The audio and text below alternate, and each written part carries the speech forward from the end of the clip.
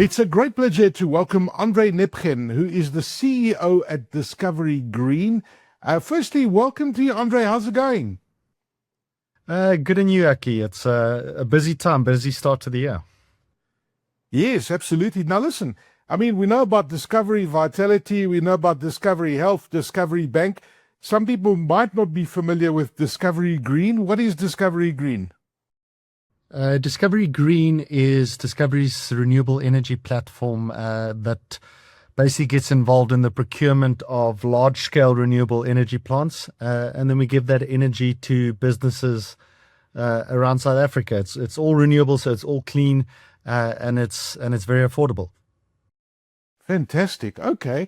So, what are the economic and competitive risks for large energy users who are continuing relying on, the traditional electricity supply? And I mean, we know electricity supply has been through so many different transformations.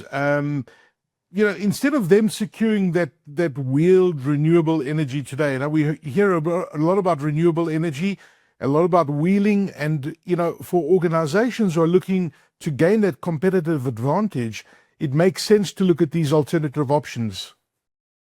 Absolutely. So I think we're all sort of acutely aware that over the last sort of 2 decades, prices of electricity has increased enormously. On that, it's been well above inflation. I think over the last 10 years, it's been CPI plus 8%.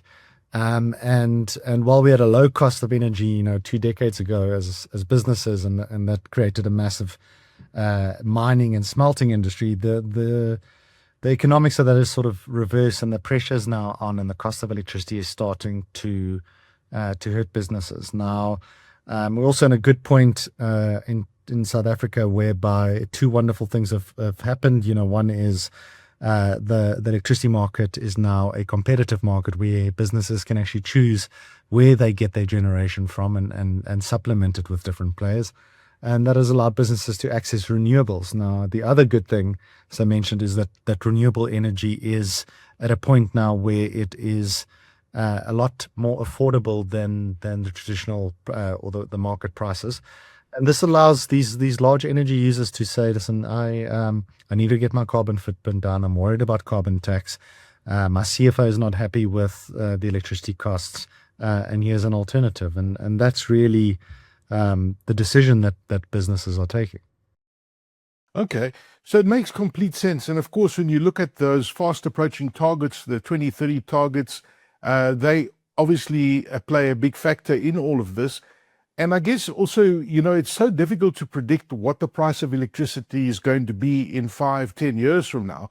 But we're already getting a hint, and we still hear people saying, oh, we're still very cheap globally, etc. So we know that those prices are going to come and those increases are going to come. So what strategic advantage do these early movers have, and what do they gain by locking in those long-term renewable PPAs before grid capacity and project availabilities tighten further, which we know is going to happen? How urgent is it for organizations to move really early?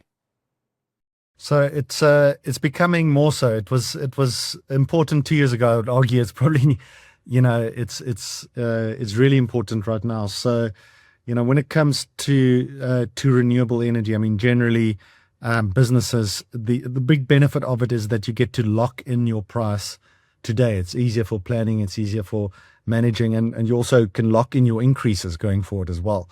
And it is quite cheaper. So businesses like it, given that it gives them certainty in what's going forward. The problem is that demand is exceeding supply, really, on this. And supply in South Africa of renewable energy projects, especially if we're talking wind and we're talking large-scale renewable energy, is constrained really by the availability to connect these projects to the grid. So unlike rooftop solar, I think we're all very familiar with putting up a panel on your rooftops. These projects, the one we've recently done, one of our solar projects, it's 800 rugby fields big. So we're talking substantial size projects, and in order to do these and get the economies of scale and get that to lower cost, you need grid access. And unfortunately, given last sort of decade and the impact of load shedding, we haven't prioritized as a country, the build out of grid, which means that, if you want to get access now to renewable energy and you've finally gone through the process of saying this and I want to make a long-term commitment, by the time you do it, the answer might be, great, we'd love to sign you up, but you're going to have to wait 3 to 4 to 5 years before you get your energy. And that's sort of where we're approaching now, where, demand, the supply is struggling to keep up. And it makes sense with what you're saying, because if you look at the demand and how it's growing exponentially, especially when you look at AI, and we know the role that AI is playing, and, that global power demand is accelerating. In fact, the biggest problem that data centers have and the growth of AI is going to be access to energy. There isn't enough energy to fire all the stuff we're talking about in the next 5 years. And all the AI and AGI that's coming, and all these data centers and electrification, that's going to be a massive challenge. So how should South African businesses be rethinking their long-term energy procurement strategies, and how should this be integrated at board level? Because that's where it's going to happen. That's where the decision is. It's a board decision, isn't it? Absolutely. So it's an interesting point. It's amazing how these things are measured. We saw thinking, data centers, they work in terabits and terabytes and things like that. They actually measure the size of data centers in energy measurement, i.e. megawatts, which is amazing. So, I think in a Kuruleni side, they're building 100 megawatt, data center. It's not about the size of what you store, but it's how much energy you use. So it's almost the new smelters somewhat. And what we're seeing quite a bit happening is that that is going to be a big driver of future demand in South Africa. It is a 24-hour operation, so it needs energy at the night as much as during the day. So you can't just do solar, you can't just do wind. You need a combination structures. And when businesses start to think about this right now, that increased demand is actually going to make it even harder to find supply that is easily available. It's going to put even more pressure on the grid to develop quicker and get these things done. So we see that as a enormous driver of future demand. Yeah, it's quite concerning, because if you look at the forecasts, they're saying that we're going to run out of energy, but hopefully you and your team, Andre, have got a plan for us going forward. Let's just talk about the numbers briefly. When you look at green energy, and we talk about wheeling, and wheeling is just how organizations can tap into that alternative energy grid. How does that wheeling help businesses stabilize their energy budget? Because at the end of the day, it is unpredictable, as we mentioned. And of course, they also have to hedge against multi-year volatility. Got to look at long-term cost predictability. What is the evidence that backs all of this up? Absolutely. So there's a couple of factors I think really to take into account there. And sorry, I might give a bit of electricity pricing 101 here, but when it comes to the cost of electricity, you almost got to think about it as you pay for the generation, you pay for the transmission, and you pay for the distribution, which is the plant, the thick wires and the thin wires, really, that you have to do that. And generally, generation is 50 to 60% of your costs. So that's where sort of the biggest drivers are. And you still have to pay for the other two if you want to access the grid.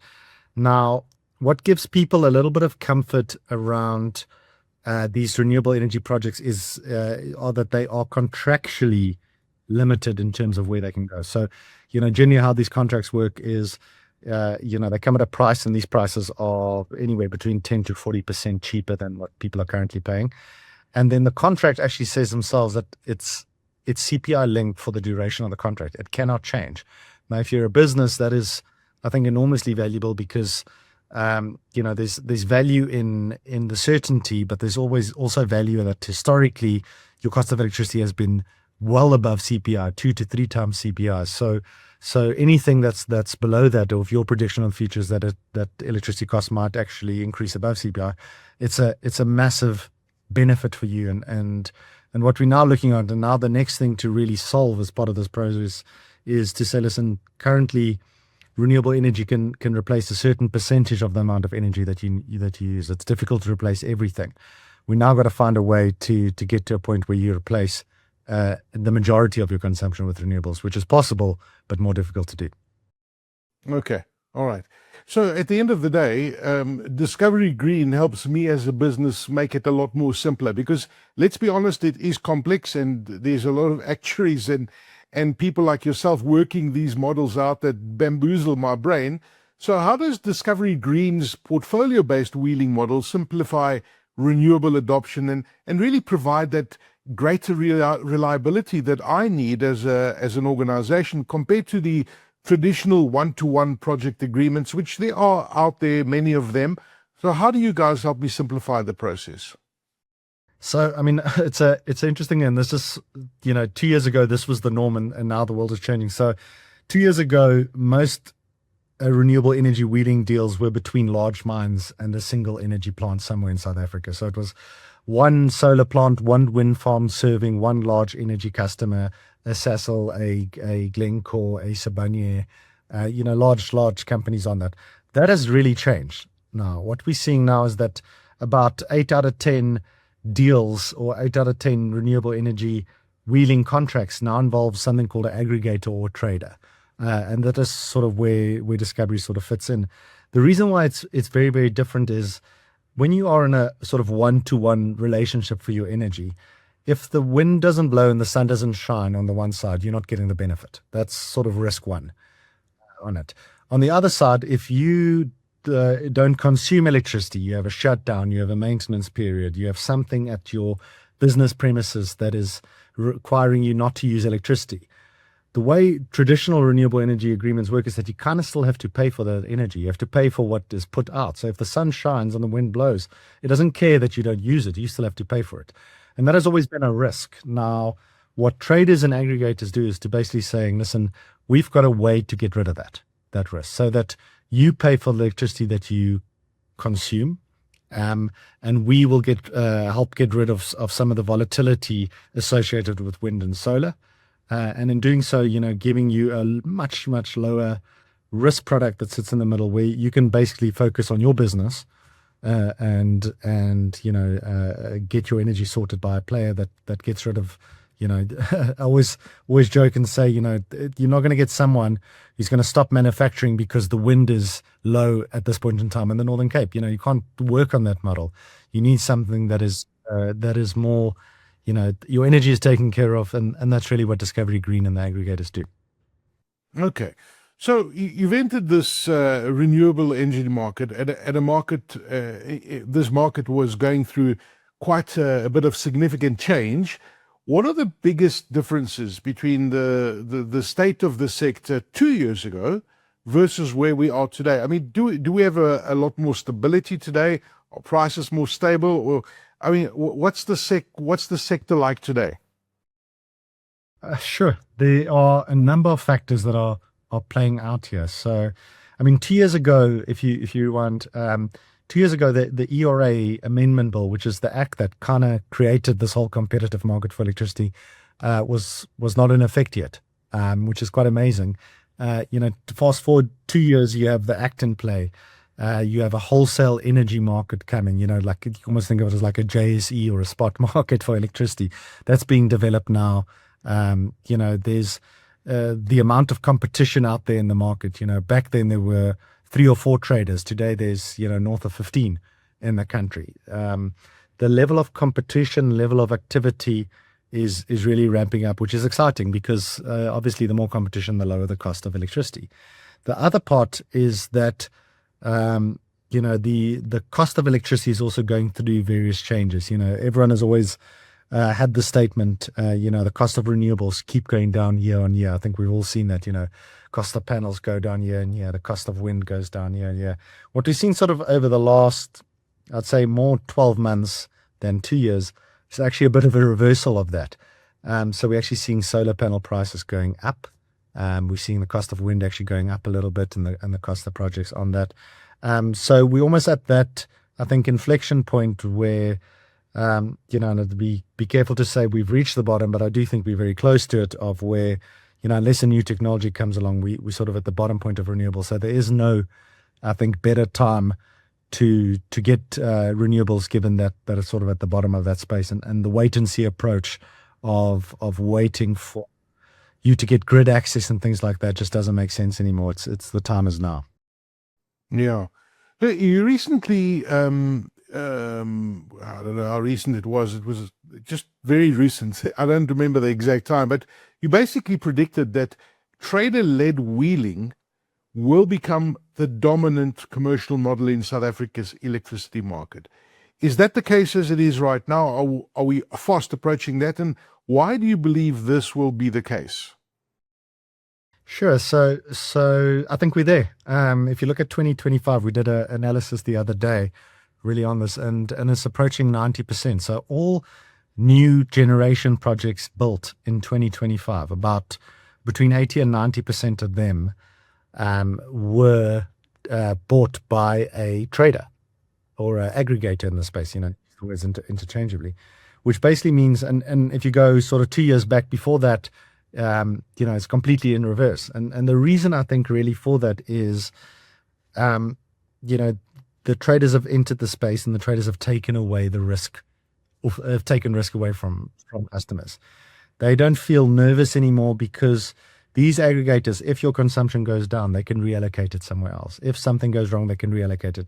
It's really improved accessibility and lowered the risk that, it's not only small companies that are buying from traders, it's the large energy users that are buying from traders now, which I think is a good sign and something we saw coming, and I'm glad it played out. Very interesting. So, Andre, you obviously got your finger on the pulse and you're looking at what else is happening globally and in South Africa when it comes to renewable energy. What are those trends that you're tracking in 2026? Is the price of producing per watt on the solar panels going to come down even further? I don't see that happening, and I guess there must be newer technologies on the horizon. What are you seeing? There are a number of exciting things, I think, for 2026 that we should look forward to. I mean, let's start with your first point around the panels. It's actually a fascinating dynamic. I don't think a lot of people know this, but a big component in the manufacturing of panels is actually silver. And we've all, seen news headlines around the price of silver almost doubling on that. So, what we're seeing is the input cost to solar panels, something that we never thought, would be a big driver, given that it's polysilicon, it's silver, it's copper, and things like that. We've actually seen that pushing prices up. So we're seeing the price of panels go up almost on a weekly basis, linked to the price of silver and polysilicon. So that is an interesting trend that's sort of happening. Also, what is expiring on the manufacturing side is the majority of panels across the world come from China, and China has put in place an incentive program, a tax incentive program for solar panel manufacturing. That is falling away in April. That's going to increase the price of roughly the panels by around about 9%. So these are factors that we're seeing putting pressure on it, and then you add on grid constraints and extra grid build and things like that. So I think 2026 we're going to see is almost that inflection point in the cost of renewables is going to increase a little bit. It's still an incredibly good price, but that saying of let's wait another year and the prices will go down is going to reverse. So that is sort of one of the big trends we're seeing playing out. Another one, I've spoken about grid access. It's so interesting to see, South Africa has got some of the most amazing renewable energy resources in the world. I always, like they would build, where we build solar panels for compared to Europe and the resource factors there, it's so different, and we're so lucky to have these resources. The best parts, though, where they are located, where there's an abundance of land and, the least amount of cloud cover and the most amount of wind, is the Northern, Eastern and Western Cape. Now, unfortunately, that area at this point in time have got no grid capacity. It's zero on that. And there's a significant amount of new lines that need to be built in order to do this. So that is now in play, but these things take time. It's about 14,500 kilometers of line that need to be built. It is terrifyingly large amount of wires that need to be put down, and these require servitudes and rights, and takes time to get everything done. So that is sort of in play. That's going to take some time to get out. So getting going on that is absolutely critical. And then I'd almost say, one of the last trends that is sort of playing out is it is exciting time for market. Exciting is always hard to use when you use the word regulation, but we're seeing amazing things happening so far this year around regulation changing to accommodate for a world where electricity is a competitive market, which is exciting. The grid access rules, the trader rules, the wholesale market. It's all very exciting, and this is just year 2 of the reform. It's very exciting. Fantastic. So I just want to clarify something, Andre. So when you talk about the Northern Cape and the eastern part of the Cape, you're saying that there's lots of land to put down the solar panels, but to move the energy from there into the mainstream is where the issue is. So that it's like getting the pipes in to be able to carry the energy from there to wherever you need to get it to. But there's no issue with space and needing more space for more panels. There's plenty of space, right? Agree. So there's plenty of space for and the amount of projects that are sitting there ready is absolutely enormous. I mean, if you think about it, historically in South Africa, generation has been coal based. So the majority of the lines built historically was rationally done in the Mpumalanga area leading to Gauteng. It's where the generation is and where the demand is. Northern Cape, Eastern Cape, Western Cape. Western Cape has got demand, but not at the levels that we're seeing for the mines and the smelters and, on the Ekurhuleni, Ethekwini, Gauteng side. These are the big consumers. So that's where the lines are now. Given that the resource type is changing from coal to renewables, you need a shift where those wires are being built, those pylons are put, and those take time. Just out of interest, do we know more or less what percentage of renewable energy, what percentage of our energy in South Africa comes from renewable energy, and solar specifically? It changes, every day based on solar and wind patterns, but you could almost say on average, on a yearly basis, we're still sitting at around about 10% of our energy is only coming from renewables. 90% is still from fossil fuels. And we've got the target. I mean, everyone heard the target, I think, in SONA, where it said we need to get to 40% by 2030. I mean, it's a wonderful goal, and we're going to try, play our part in helping deliver that. There's a lot of it coming online still that's under construction, but we have a far way still to go. Unfortunately, don't know the solar versus wind side, but yeah. Yeah, but it makes sense. And this is my final question to you, Andre. We've been talking a lot about South Africa and South Africa's energy trends. When you look at the SADC countries around there, are there opportunities for us to take and replicate what we're doing here and putting it there from an energy perspective? Because I guess the same challenges we face here with energy, the other countries around us are facing as well. So is it something that's as easy as that, just taking the blueprint, replicating it in another country? Is that something that Discovery Green is looking at? So it's an interesting question, and I wouldn't say never say never. I mean, right now, our focus is on South Africa, just given the opportunity and the need here. But there's a big focus by many South African companies as well, looking up into the South African power pool, which is you call it SAP, but it's basically the connection between the neighboring countries of South Africa and going up a little bit. And it's actually, you can almost think of it as Europe, where the European countries share between each other, generation, when renewables are down on one side, they can support each other on different sides. It's a wonderful way to diversify generation and consumption, create more stability. It also, I think, is an opportunity for South African businesses to be able to send energy up to Africa and generate in South Africa, and it's potentially a new industry creating new opportunities. So never say never. Yes, but it comes with its own complexities. Listen, it's absolutely fascinating, and energy is a fascinating part. And without energy, you don't have economic growth. So we really have to get it right. organizations need to structure their energy demands, what they're going to be using and what it's going to cost them. They need to structure that properly. And the advice here today is, think ahead as an organization, plan ahead. How do people get in touch with Discovery Green? How does a relationship start? Right now we are focused on businesses, really on that, but it is pretty straightforward. We're part of the Discovery Group. You'll find us wherever you you contact Discovery, on the website on that. And anyone that spends a good amount of money on electricity should reach out. There's an opportunity to reduce your bill significantly. Fantastic. Listen, I know I said final question, but you mentioned the amount. At what point should an organization be looking at these alternatives that we've been talking about? When you're spending X amount and above, what is that amount off the top of your head? The off my top of my head, I'd say, if you're spending, a few 100,000 rand a month on electricity, it's definitely something to look at. It doesn't mean a smaller one shouldn't. It's basically the argument is that in order to wheel, there are technical constraints that you need to satisfy. And generally what we find is that if you're not spending 300,000, you're not meeting the technical requirements in order to wheel. But at the same time, these rules are changing. It might change in the next 3 months.